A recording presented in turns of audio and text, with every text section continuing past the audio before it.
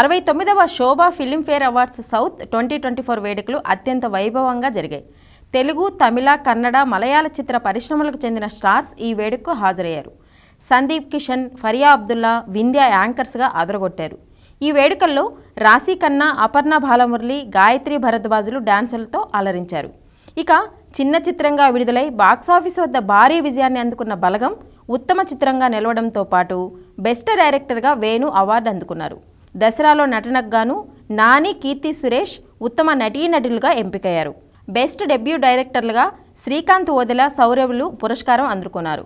Baby చిత్రానికి కూడా వివిధ విభాగాల్లో అవార్డులు లభించాయి. ఉత్తమ నటి క్రిటిక్స్ విభాగంలో వైష్ణవి చైతన్య, ఉత్తమ నటుడు క్రిటిక్స్ విభాగంలో నవీన్ పులిశెట్టి, ప్రకాష్ రాజ్, ఉత్తమ సహాయ నటుడు రవితేజ బ్రహ్మానందం, ఉత్తమ సహాయ నటి రూపాలక్ష్మి, ఉత్తమ గాయకుడు శ్రీరామచంద్ర, ఉత్తమ గాయని శ్వేతామోహన్, ఉత్తమ గేయ సాహిత్యం అనంత్ శ్రీరామ్, ఉత్తమ సంగీతం విజయ్ బుల్గానిన్, బెస్ట్ సినిమాటోగ్రఫీ సత్యన్ సోరెన్లు ఎంపికయ్యారు.